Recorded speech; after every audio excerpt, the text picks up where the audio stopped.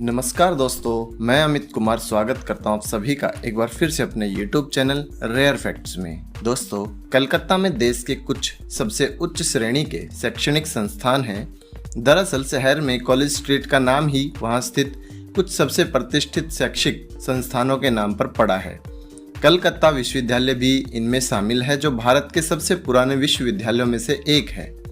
इस विश्वविद्यालय में बहुत सी अच्छी नई खोजें भी हुई हैं और इसके कुछ ही फासले पर एक ऐसा संस्थान भी है जिसका अपना एक समृद्ध इतिहास रहा है। प्रेसिडेंसी विश्वविद्यालय, जिसे पहले प्रेसिडेंसी कॉलेज के नाम से जाना जाता था, एक शासकीय विश्वविद्यालय है और देश के सबसे पुराने शिक्षा संस्थानों में से एक है। जैसा कि हम जानते हैं कि प्रेसिडेंसी कॉलेज की शुरुआत सन 1855 में हुई थी। सन 1817 में इसकी स्थापना हिंदू कॉलेज के रूप में पहले भी हो चुकी थी। 18वीं शताब्दी में अपनी स्थापना के बाद ईस्ट इंडिया कंपनी ने शुरुआती कुछ दशकों में भारतीयों को अंग्रेजी शिक्षा देने के लिए गंभीर प्रयास नहीं किए थे। सन 1774 में कलकत्ता सर्वोच्च न्यायालय की स्थापना के बाद कई बंगाली युवा अंग्रेजी सीखने के लिए उत्सुक थे। बहरहाल स्कूल खोले गए।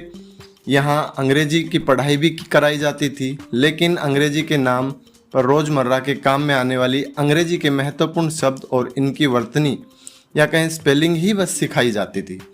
ऐसे में पुख्ता अंग्रेजी शिक्षा की ज़रूरत महसूस की गई। इसके अलावा उस समय बंगाल में अंधभक्ति और अंधविश्वास का भी बोलबाला था, जिसकी वजह से कई सुधार आंदोलन और सामाजिक जागृति की मुहिम चल रही थी। राजा राम मोहन राय जैसे मार्गदर्शकों ने यूरोप की तरह भारत में भी भारतीयों को आधुनिक शिक्षा देने की जरूरत महसूस की। उस समय के कुछ गैर सरकारी अधिकारियों ने भी देश में बिना किसी पक्षपात के अंग्रेजी शिक्षा को बढ़ावा देने की आवश्यकता पर तवज्जो दी। इनमें से स्कॉटलैंड के घड़ीसाज डेविड हरे भी थे, जो पहले ही कुछ स्थानीय स्कूलों के साथ एक अंग्रेजी स्कूल खोल चुके थे। नतीजे में सन 1816 में राजा राम मोहन राय ने डेविड हरे के साथ मिलकर एक ऐसी संस्था खोलने के बारे में विचार किया जहां छात्रों को यूरोप की तरह आधुनिक विज्ञान और दर्शन की शिक्षा मिल सके। इस योजना का प्रस्ताव सुप्रीम कोर्ट के मुख्य न्यायाधीश सर हाइड ईस्ट को भेजा गया, जिन्होंने इसे स्वीकार किया।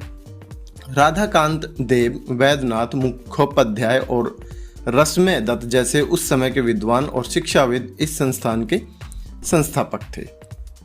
दोस्तों, परियोजना शुरू करने में मदद के लिए जल्दी ही हिंदू समुदाय के प्रभावशाली लोगों की एक बैठक बुलाई गई, लेकिन योजना के रूढ़िवादी संरक्षकों को नाराज करने से बचने के लिए और इसे सुचारू रूप से कामकाज को सुनिश्चित करने के लिए राजा राम मोहन राय जल्द ही समिति से अलग हो गए। परियोजना के लिए धन जमा किया गया, जो मुख्य रूप से महाराजा तेज चंद बहादुर और गोपी मोहन टैगोर से लिया गया था। इसके बाद 20 जनवरी 1817 को चितपुर रोड में किराए के एक मकान में हिंदू कॉलेज की स्थापना हुई। कॉलेज एक गैर सरकारी संस्थान था जहां हिंदू समुदाय के लोगों को ही आरंभ में शिक्षा दी जाती थी। दोस्तों, संस्थान की शुरुआत 2 शाखाओं से हुई, एक पाठशाला या स्कूल जिसमें अंक गणित, अंग्रेजी, बंगाली भाषा और व्याकरण जैसे विषय पढ़ाए जाते थे। दूसरी ओर कॉलेज, जिसे हिंदू विद्यालय और महाविद्यालय के रूप में जाना जाता था, इसमें गणित, रसायन विज्ञान, भूगोल, इतिहास, खगोल विज्ञान और अन्य विज्ञान जैसे विविध विषय भी पढ़ाए जाते थे। जैसे जैसे साल बीतते गए, हिंदू कॉलेज धीरे धीरे आगे बढ़ने लगा। शुरुआत में कॉलेज में 20 छात्र होते थे, लेकिन 2 दशकों के भीतर ही छात्रों की संख्या 500 से अधिक हो गई।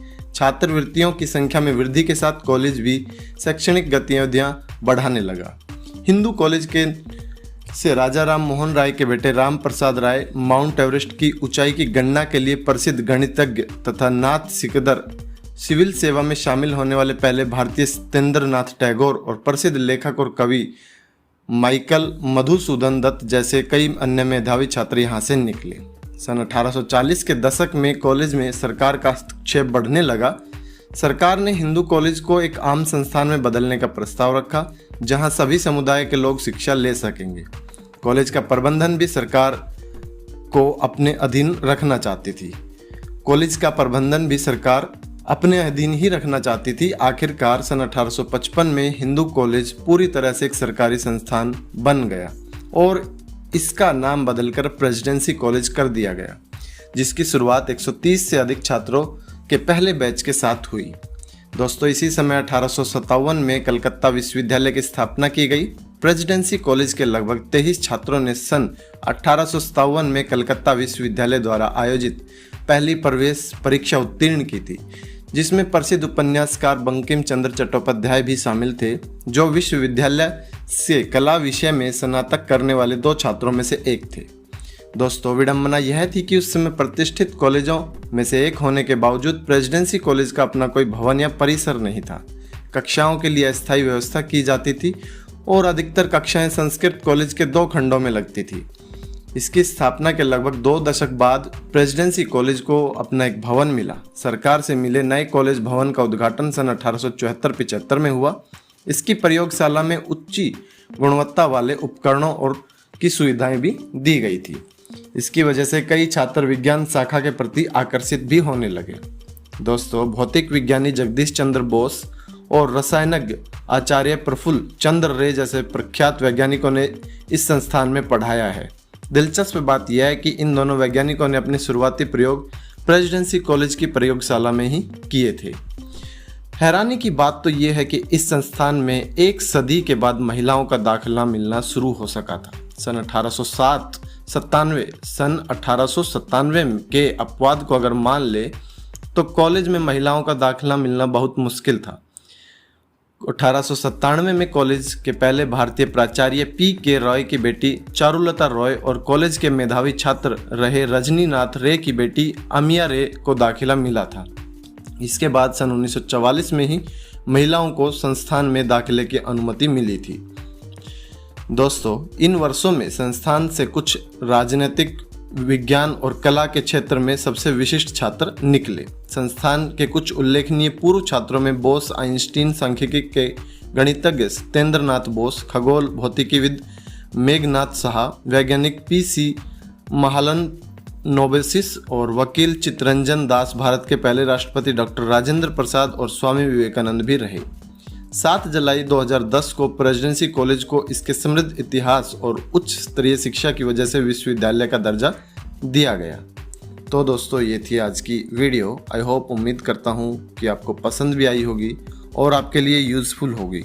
कलकत्ता विश्वविद्यालय प्रेसिडेंसी का हमने संपूर्ण इतिहास एक वीडियो में दोहराया है। मिलते हैं एक नई वीडियो में बड़े ही इंटरेस्टिंग टॉपिक के साथ। तब तक के लिए धन्यवाद।